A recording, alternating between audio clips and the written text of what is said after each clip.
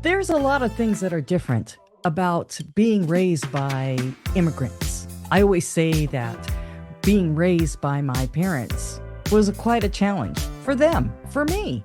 There's so many different things that I never realized were taken under consideration because they weren't born and raised here in America. But I was. But those were little clues that there was something different in my life. Also, there was other little trinkets of where my family came from, where my parents were born, that set me apart from all my friends. It wasn't until later on that I figured out, hey, there's something different here. We're going to discuss that on the next episode of Chattin' It Up with CJ. I'm continuing on with my cultural heritage series. And what I'm doing is I'm revisiting things at an older age because I have become older. I am now discovering, after my parents have passed on, what they've left behind for me. I'm trying to figure out who I am. And in the process of that, there's little things that they left behind, things that I grew up with that I didn't even realize, where I was different than most people.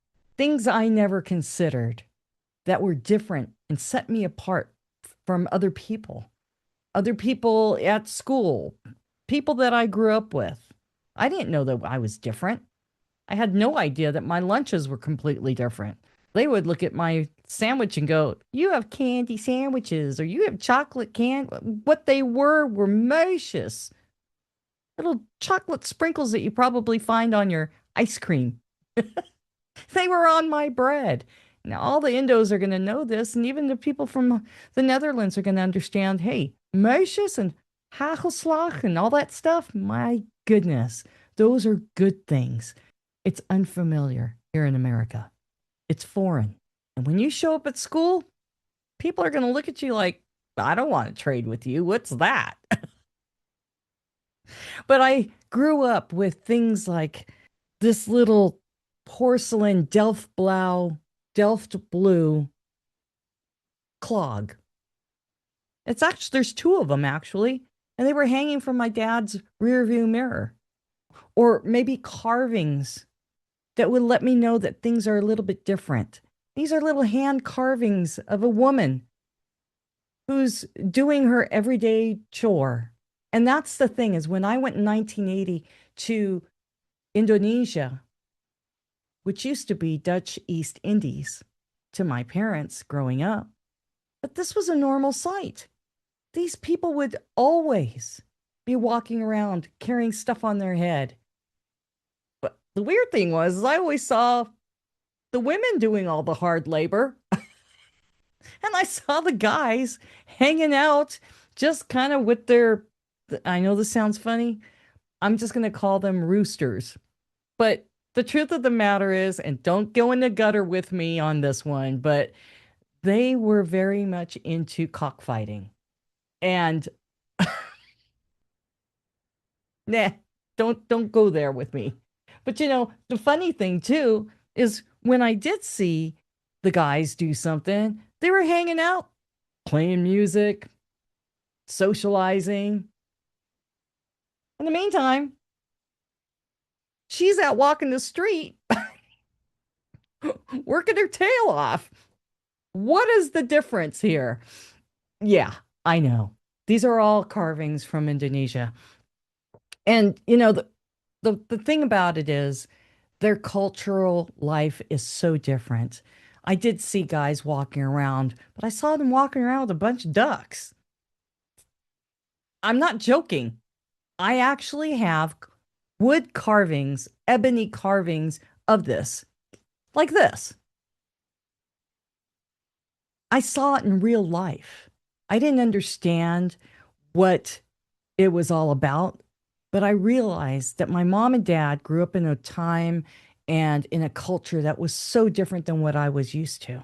And, you know, a lot of times, not that this is Indonesian or anything, but I walked around like this. If I don't hear, see, or say anything, I'm pretty much okay because ignorance is bliss. But I'm at an age now where I don't want to be ignorant. I don't want to deny who I am by lack of information.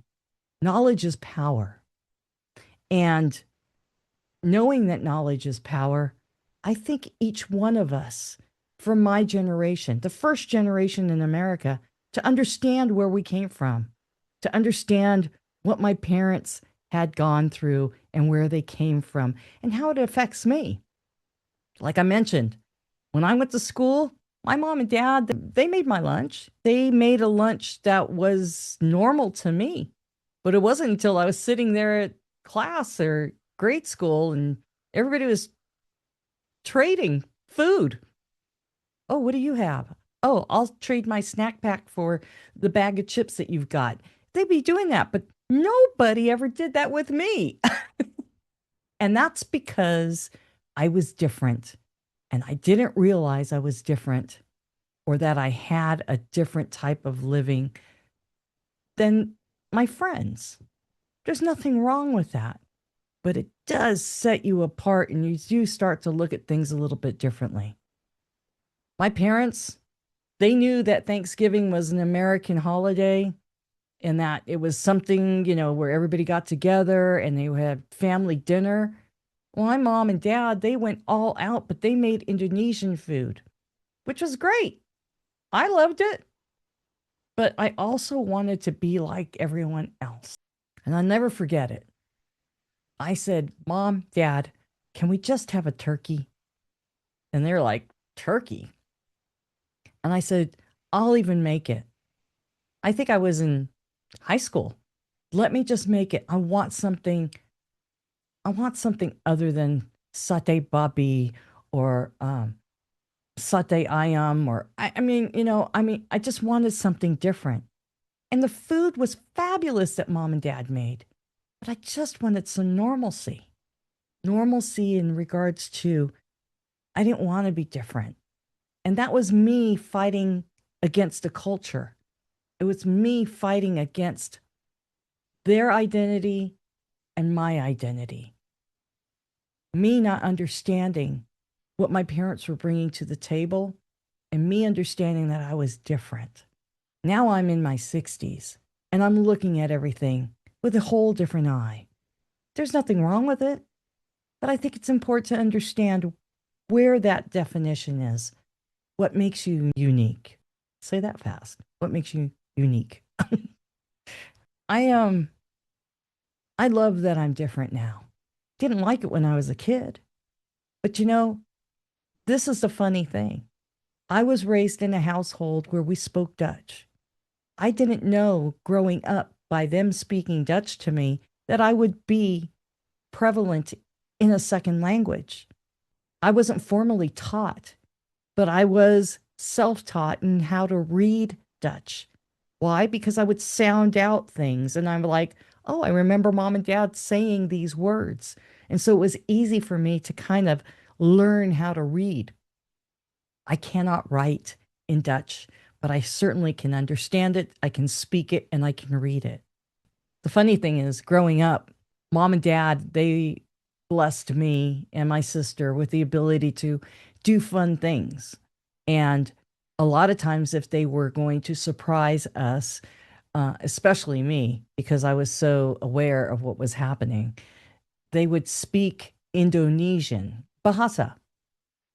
Yeah, it would be broken because our primary language was Dutch.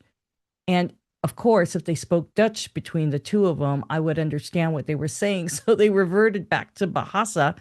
And I didn't know if it was broken, but I do know that there's certain words that you cannot translate or you can define in a different word.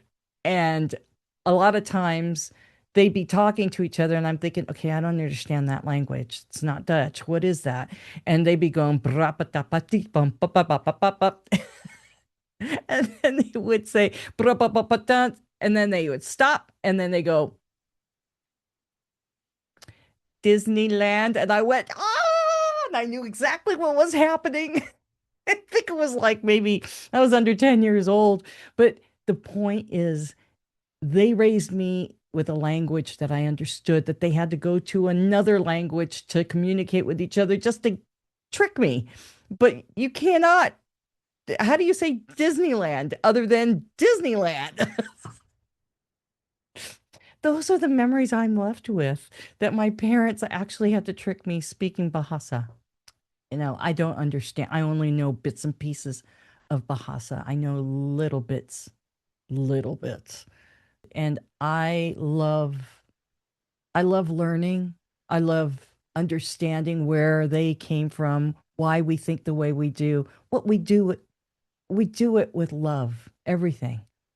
And I realized that walking into a home, just out of courtesy and respect, you always acknowledge your elders. If there's other elders around, they become your aunts and uncles. And, you don't have to be blood related. There's so many different things. Everybody's an Om and Tante. Everybody's your cousin. The first thing that they ask you when you walk in, did you eat?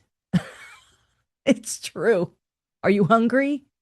And if you're leaving, you say goodbye to everybody. You give 2 or 3 kisses on the cheek. They usually send you home with food. I mean, it's such a social life. And it's such a social lifestyle. I wouldn't trade it for anything. I'm so grateful for that. But those are the little tiny things that I'm left with. And these little carvings, these little things, these tokens, I cherish them now. I cherish them. You should embrace your heritage and your culture as well. I hope we can learn together on this journey. Remember, be good to yourself and always stay blessed. I'll see you in the next video. Hey, thanks for watching. And please remember to hit the subscribe button. We are trying to grow our channel and reach 1,000 subscribers. Now, for every new subscriber, these 2 nutheads right here, they're going to get a treat, so we will all be happy. Thanks for watching.